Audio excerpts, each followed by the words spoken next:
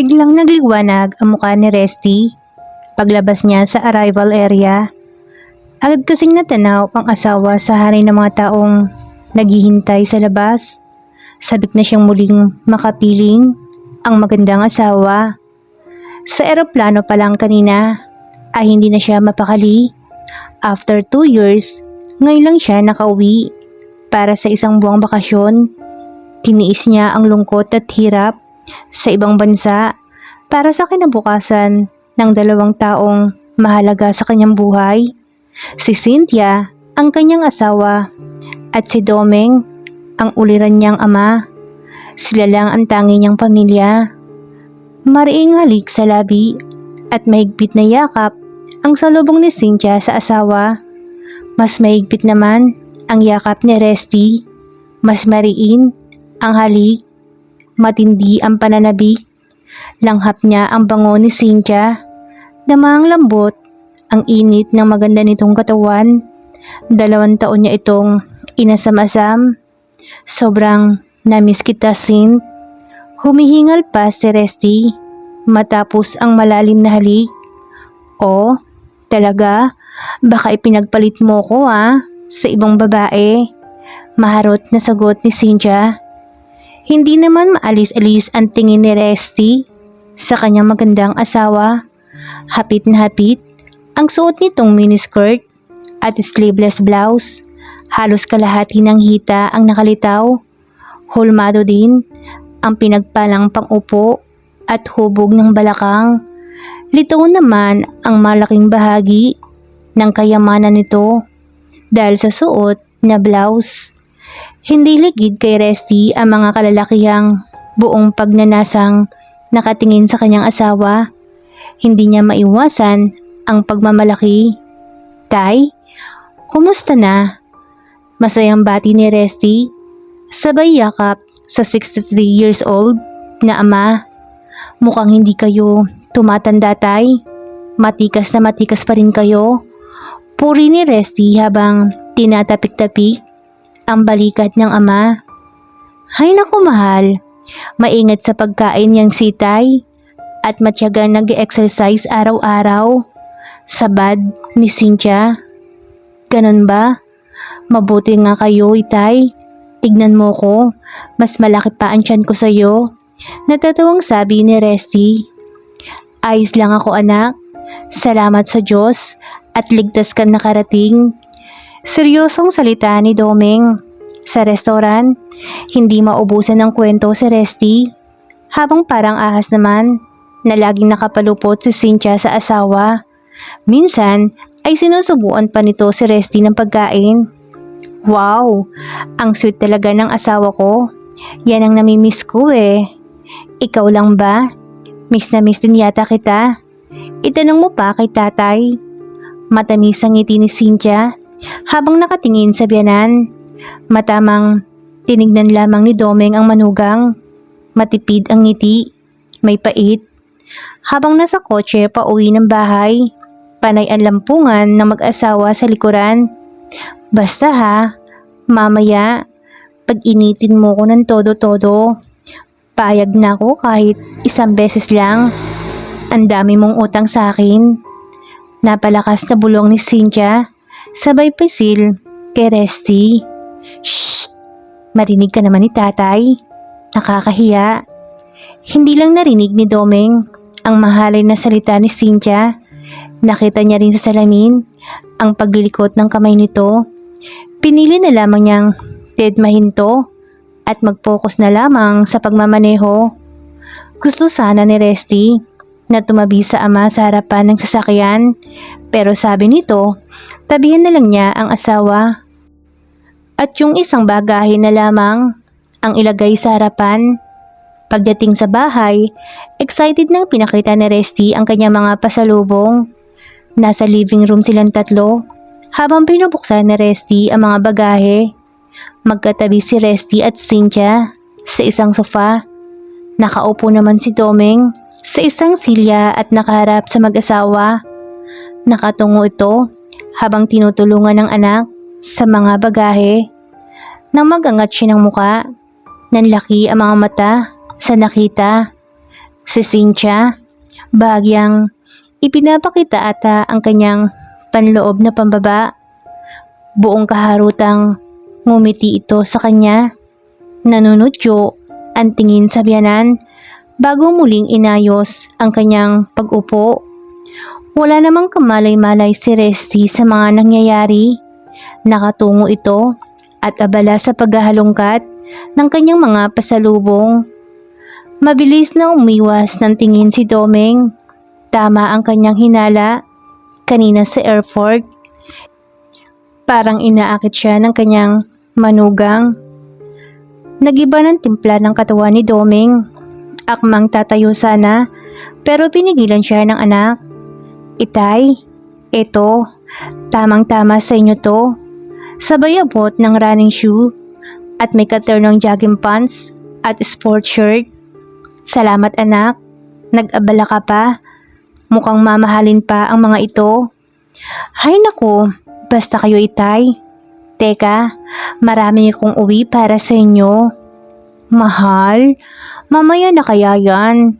Pagpahinga muna tayo at nang alam mo na, sabay kindat ni Cynthia sa biyanan.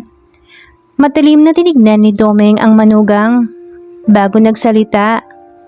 Oo nga naman anak, magpahinga ka na muna at mahaba ang biyahe mo. Ako nang bahalang magligpit ng mga damit mo. Ipaghahanda ko na rin ng merienda kayo pagigising nyo. Sige nga itay, pagod na nga rin ako pero mamaya ha, inuman tayo. May dala akong stage side dyan na alak. Masayang salita ni Resty bago sila pumasok ng asawa sa kanilang kwarto. Naiwan sa sala si Domeng. Pilit kinakalma ang sarili. Malalim ang iniisip ng magulong kaisipan. Ngunit dahil sa puyat at pagod ay nakaidlip din ito. Pero agad na alimpungatan nang magising sa ingay mula sa kwarto ng mag-asawa. Ay, dahan-dahan naman.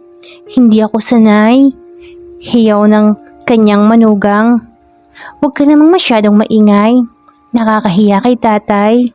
Hindi pinakinggan ni Cynthia ang kanyang asawa. Bagkus, patuloy pa rin to sa malalakas na salita. Habang si Doming naman, dinig na dinig niya ang lahat. Nagmamadali siyang tumayo at lumabas ng bahay. Sa maliit na teres, naupo siya sa paborito niyang rocking chair.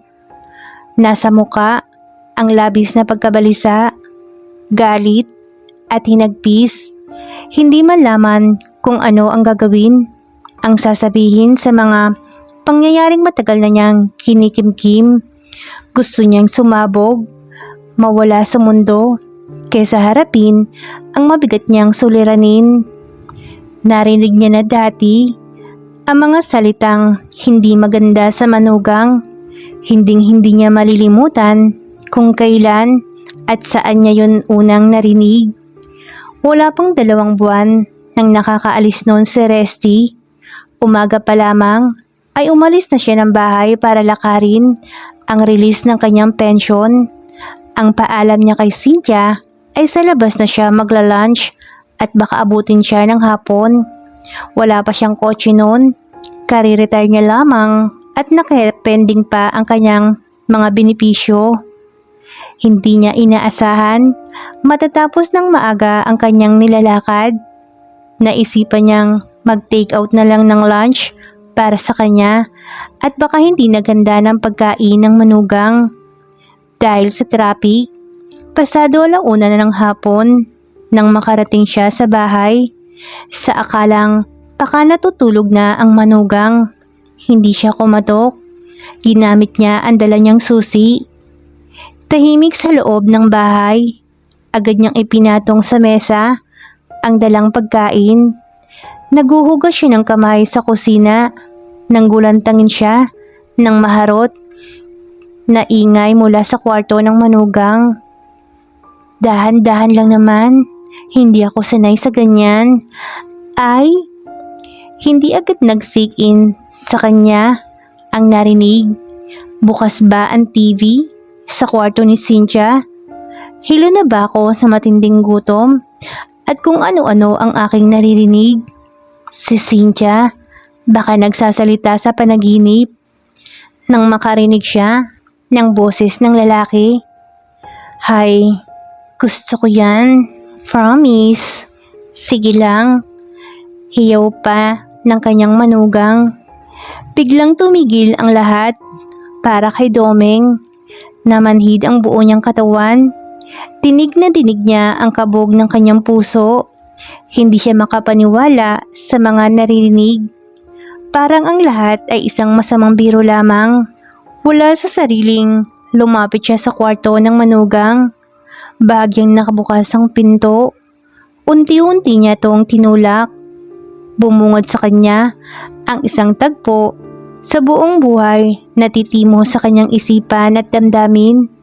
Nasa kama si Cynthia, kasama ang isang lalaki. Ano ito? Bakit? Sino kang walang yaka? Mga walang yaka kayo? Biglang tumayo si Cynthia.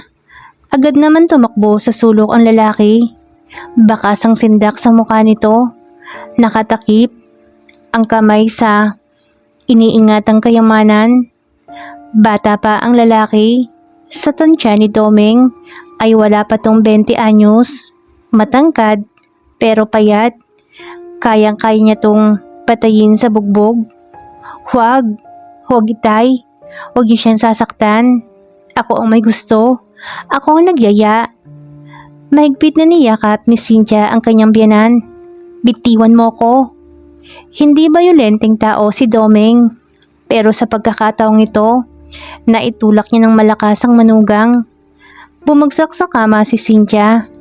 Nabigla si Cynthia, kaya hindi nagawang takpan ang kanyang katawan.